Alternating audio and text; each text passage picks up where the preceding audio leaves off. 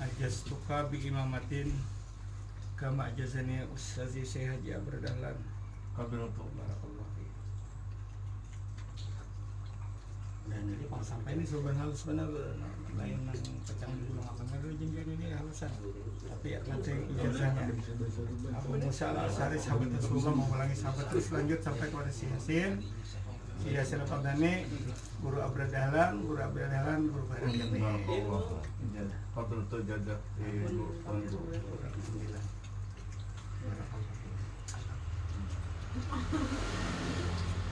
nah, nukar lagi. Amon kasakumpol, nukar di di toko Azhara. Situ kita beribadah. Menukar situ hasil 100% bahayanya tuh di honor ribuannya tuh. 100% untuk Langgar Araba lawan Janda Syarifah. Nah, Janda Syarifah Janda Syarifah. Ini apa?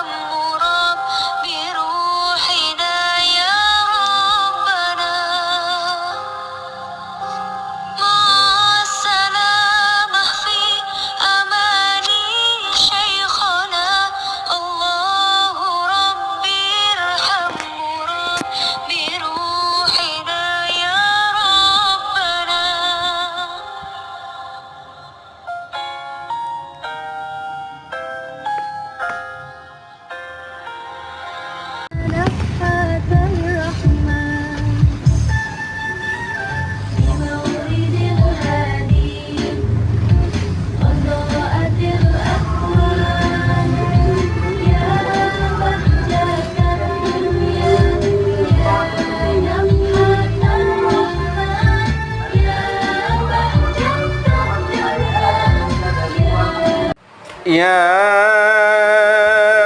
ayyuhan nasu taqu rabbakumul ladzi khalaqakum min nafsin wahidah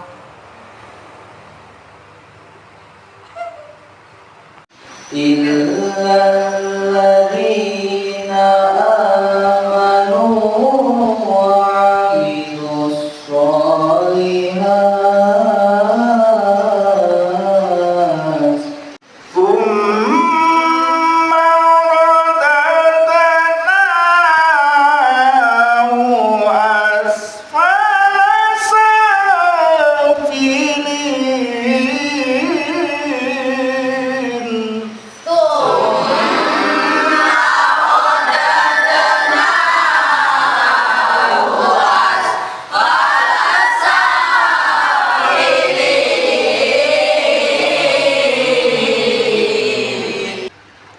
Salah lah,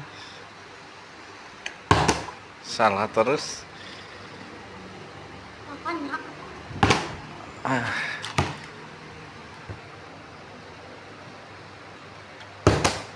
Bapak tuh kayak ketinggian bis tuh, tingginya tuh melaju.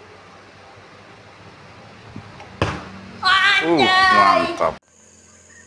Alam nashrah laka sadrak wa wada'na anka wizraka alladhi anqadha zahrak wa rafa'na laka dhikrak fa inna ma'al usri yusra inna ma'al usri yusra فإذا فرغت فانصب وإلى ربك فارغب يا أيها الذين آمنوا إذا نودي للصلاة من يوم الجمعة فاسعوا إلى ذكر الله وذروا البيع Dzalikum khairul lakum in kuntum ta'lamun.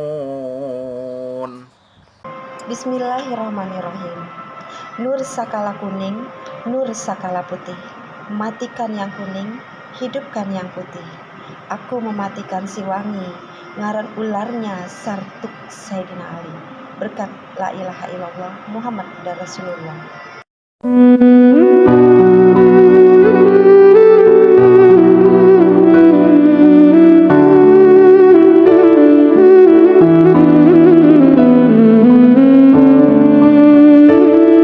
Kau cahaya hati, dulu ku palingkan diri dari cinta, hingga kau hadir rubah segalanya. حبيتك واحلف على تسمع زيادة أنا مش بنام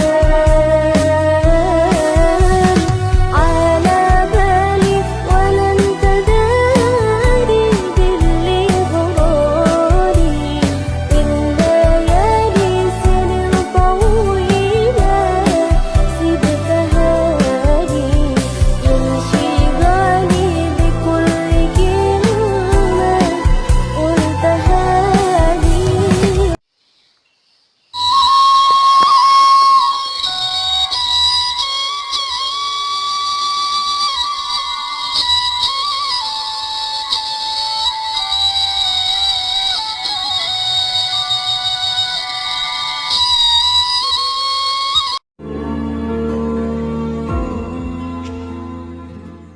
Bahagia tuh andaknya di awak seorang, di mana disyukur, dan syukur tuh tergantung pandangan kita.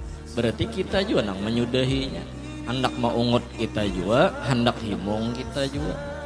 Jadi jangan disyarati, bahagia tuh jangan disyarati.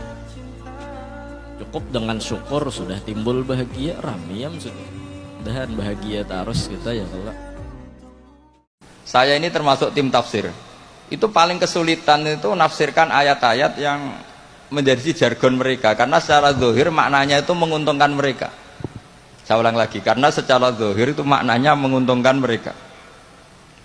Sehingga saya dulu ketika ditawarin jadi tim tafsir di UII, saya bilang saya mau asal fikihnya diserahkan saya. Berapa persen Pak? Ya 100%, kalau tidak saya tidak mau. Kenapa demikian? Sekarang tuh ada kelompok tekstualis, sehingga yang nggak ada di Quran ya halal.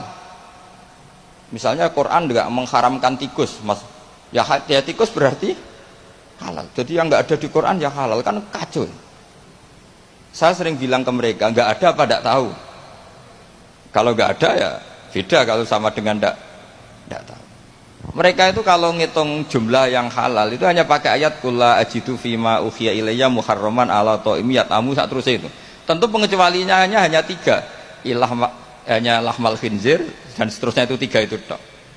Tapi mereka tidak hafal bahwa di antara aturan umum Quran itu adalah wa yuharrimu alaihimul khobais, dan di antara ciri utama Rasulullah Muhammad adalah mengharamkan semua yang menjijikkan. Jadi tikus itu kira-kira kamu jijik enggak, kotoran manusia jijik enggak, kencing manusia itu jijik enggak, ini sesuatu yang pasti haram karena termasuk apa? Al khobais. Terus begini contoh dalam fikih lagi. Ini contoh terakhir, teman tenang saja. Di sini karena saya dipesan sambil nunggu Habib Anis ini. Orang menikahi mbaknya sekaligus nikahi adiknya kan tidak boleh. Al jam'u bainal ukhtain. Jadi istri kamu pertama mbaknya sekaligus nikahi adiknya fi nikahin wahid, dalam nikah satu itu tidak boleh. Dan itu Quran hanya membicarakan itu, wa antasma'u bainal ukhtaini. Di antara yang dilarang adalah menikahi mbak sama adiknya bersamaan. Andikan itu diterjemah bebas, maka terus nanti ada ayat di berikutnya, wa ukhilla lakum ma wara'a dzalikum. Selain itu halal semua. Kan nggak kebayang misalnya orang menikahi perempuan dan budenya, orang menikahi perempuan dan mbahnya, dengan alasan itu di Quran tidak ada. Maka saya berkali-kali bilang, saya mau ikut tim tafsir asal fikihnya saya. Akhirnya ya saya terjemah wa antasma'u bainal ukhtain, dan tidak boleh mengumpulkan mbak dan adiknya. Saya tambahi sendiri dalam kurung juga perempuan dan budenya, juga perempuan dan bulenya, juga perempuan dan mbahnya, atau semua perempuan yang punya hubungan haram. Harus ditambahi seperti itu. Karena dalam ilmu balaghah wa antasma'u bainal ukhtain adalah zikrul ba'di wa iradatil kul, menyebut sebagian. Jadi contoh haram adalah mengawini mbak dan adiknya.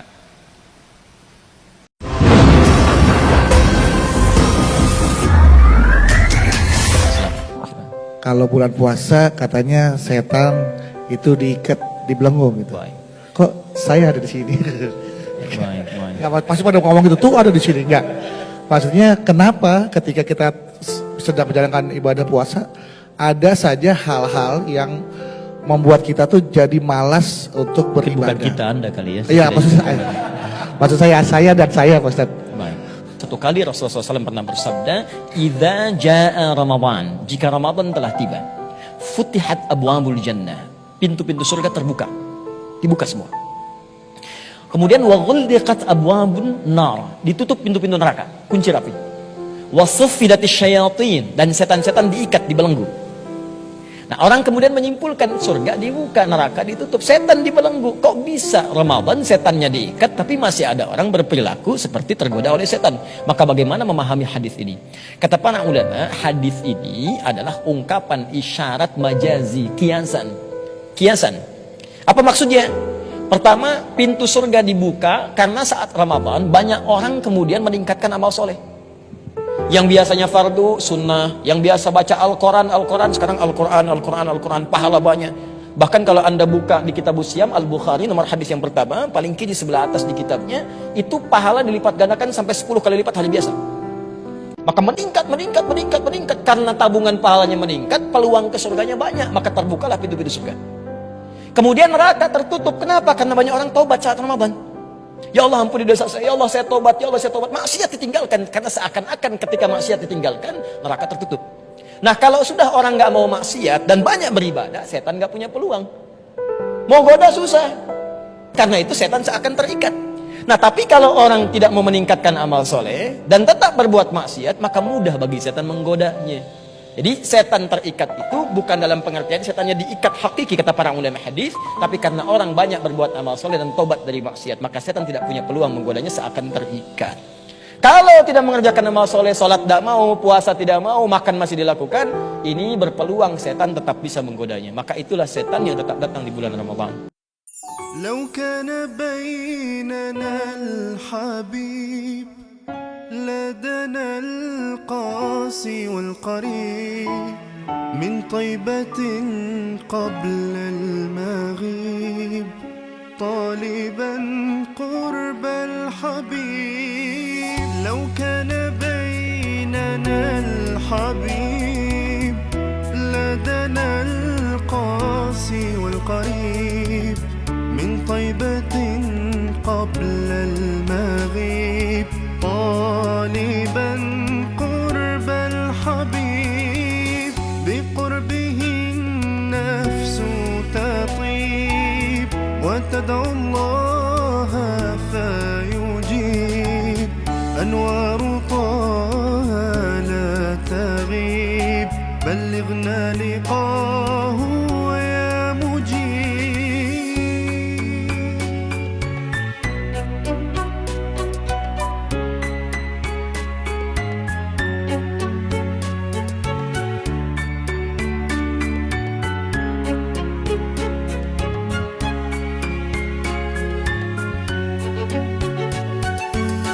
هداك الكون الرحيم رحمة الهادي القريب حديثك النهر العذيب جوارك الغصن الرطيب Tasbihlah cinta terukir di hatiku seindah samudra senja berkilau membentang cinta yang sejati yang tersandar di hati berlabuh menepi satukan karena ilahi